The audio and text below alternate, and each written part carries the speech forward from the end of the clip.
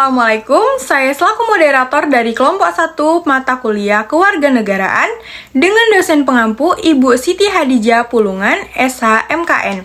Dari kelas Sistem Informasi 2, Fakultas Sains dan Teknologi Universitas Islam Negeri Sumatera Utara. Di sini kami akan analisis kasus pelanggaran HAM pada kasus bom Bali tahun 2002. Sebelumnya, kami akan mengenalkan diri terlebih dahulu. Saya sendiri sebagai moderator Larasati Rince Pratita Ritonga, NIM 0702-213092. Perkenalkan, nama saya Taufik Rahman dengan NIM 0702212094. Perkenalkan, nama saya Maharani Arafa dengan nomor NIM 0702203214. Perkenalkan, nama saya Surya Ayu Lestari, NIM 0702181086.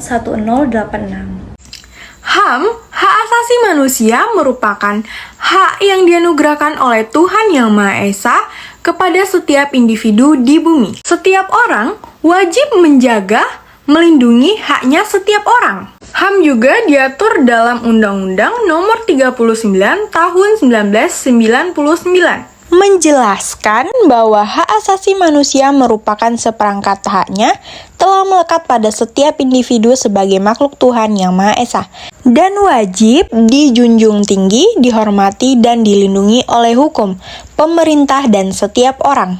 Namun, di negara kita masih saja banyak orang-orang yang melanggar HAM. Contoh kasusnya ialah bom Bali tahun 2002. Nah, seperti dilihat dalam video ini, tragedi bom Bali 1 di Kabupaten Kuta Bali pada 12 Oktober 2002 menewaskan 202 orang dan melukai 209 orang, sebagian besar warga asing. Insiden ini diyakini sebagai serangan teroris kriminal terbesar yang pernah terjadi di Indonesia. Beberapa warga asing yang berlibur di Bali menjadi korban aksi ini, antara lain Australia, Inggris, Amerika Serikat, Jerman, Swedia, Belanda, Prancis, Denmark, Selandia Baru, Swiss, dan lainnya. Kita harus mengakui bahwa beberapa muslim memiliki sekelompok orang yang memahami Islam secara hitam dan putih.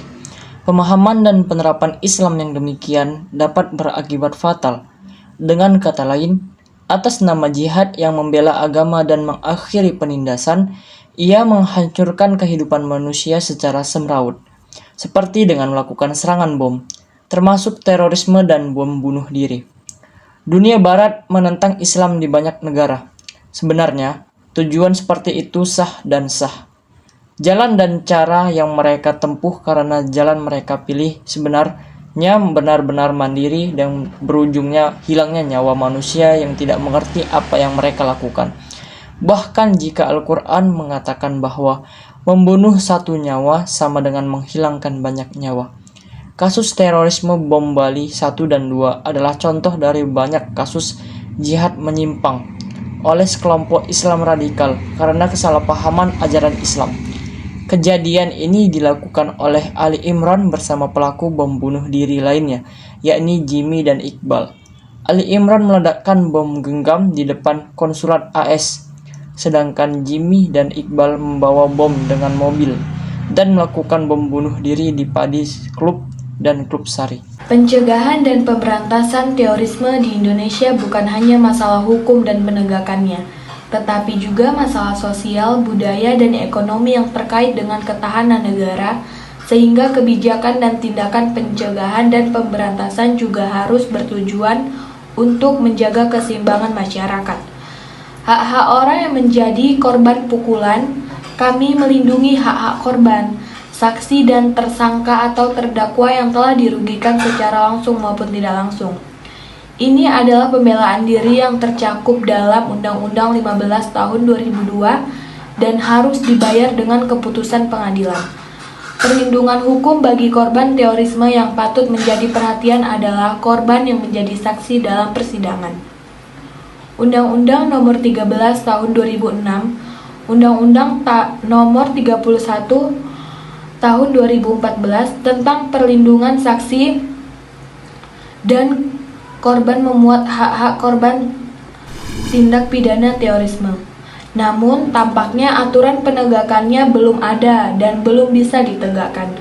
Undang-Undang 15 tahun 2003 tentang pemberantasan tindak terorisme yang mengatur bahwa korban tindak pidana terorisme dapat dengan putusan pengadilan meminta ganti rugi kepada Menteri Keuangan melalui wakilnya.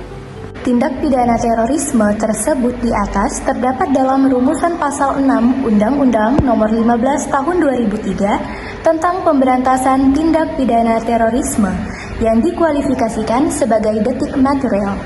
Disebutkan dalam pasal 6 tersebut bahwa setiap orang yang dengan sengaja menggunakan kekerasan atau ancaman kekerasan menimbulkan suasana teror, rasa takut terhadap orang secara meluas, menimbulkan korban bersifat massal dengan cara merampas kemerdekaan atau hilangnya nyawa, harta benda orang lain, serta mengakibatkan kerusakan, kehancuran terhadap objek-objek vital strategis, serta lingkungan hidup dan fasilitas publik dipidana dengan pidana mati atau disebut juga penjara seumur hidup, yang paling singkat 4 tahun dan yang paling lama 20 tahun.